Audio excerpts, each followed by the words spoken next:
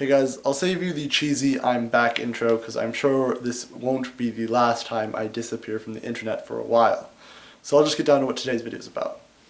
I've wanted to be a YouTuber for a long time. Or I guess a better word would be a producing member of the YouTube community. I didn't just want to view videos, I wanted to make my own, and I'm not always sure why this was. Maybe it was the idea of fandom, maybe it was just expressing ideas I had. But it's been something I've wanted to do for basically since I can remember learning how to type www.youtube.com into the top of an internet browser. But something has always held me back, and I think it's been my deep and crippling perfectionism that plagues me at times. Whenever I wanted to start making videos, I would always say something like, Keenan, you don't have a good enough camera. You don't have good enough editing software. Like, I would spend hours and hours thinking up things as simple as a channel name or what my signature sign-off was going to be, rather than actually just turning on the camera and doing something and hoping to capture something in action. And those hours, frankly, were wasted because they didn't really produce much. Yes, I have made YouTube videos, but I'm sure with 100% of my knowledge and heart that if I had spent that time actually just creating videos and learning how to edit or making mistakes that I could learn from, that my ability to produce quality YouTube videos that I'm proud of today would be much higher than it is now. However, I recently watched a video that I'm hoping will be able to help me change my attitude towards this. It was a video by a North Irish guy named Not That Hunter, who is one of my favorite YouTubers now, and I just discovered him. He's incredible. I'll link the video and his channel in the description.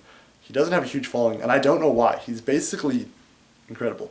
We have a lot in common from our music taste and stuff, so Not That Hunter, if you ever happen to watch this, I think you're really cool. Anyways, this video, he was discussing one of his favorite albums, which is one of my favorites as well. All Hail West Texas by the Mountain Goats. Now, I could talk for literally hours and hours about this album, from everything from its title to its concept that's outlined on the bottom, 14 songs about 7 people, 2 houses, 1 motorcycle, and a locked treatment facility for adolescent boys, which just makes my mind race with images and ideas and questions. But that's not what this video is about, and I'm sure I will make a video one day discussing why I love the Mountain Goats and possibly specifically this album. But today I want to talk about how and when this album was made. So John Darnielle really started making music in 1991. He's the lead singer of the Mountain Goats, and pretty much, at this point, their only member, by the way. And he was big on the indie scene, but really never had any chance of making it big until this album came out. But the interesting thing is how he recorded this album. At the time, he was living alone in Ames, Iowa with his wife. And no disrespect to Iowa, based on what I know, sounds like a very boring and uninteresting place. And his wife was up north for 2 weeks in Canada for a hockey camp. So John was alone at his house, going through a medical orientation at his job, which involved learning things he already knew and being handed a lot of papers. So he did what most people do and wrote down song lyrics in doodles. At least that was his version of doodling.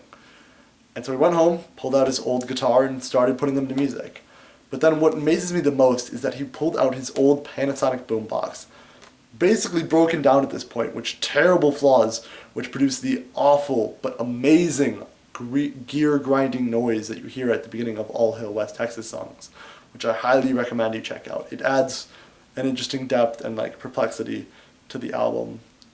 All of the songs have it. It's pretty obvious. Just go listen to one of them. They're all great.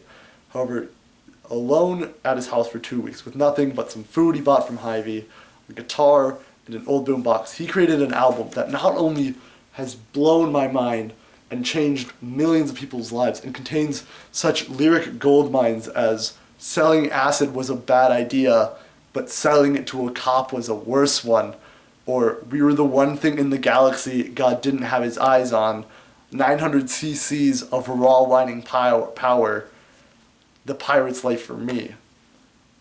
I think I might actually be misquoting that one, but it's a great song and has incredible lyrics all over this album. So not only did he manage to create that, but he did it with such little formal experience or formal equipment. So I guess what I'm trying to say is I want to have my own All Hail West Texas one day.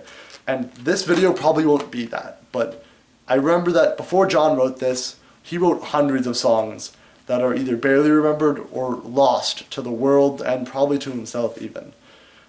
So this probably won't be the video that kickstarts my career, and maybe I'll never have one, but I'm going to give it a shot and hopefully it'll be one hell of a ride.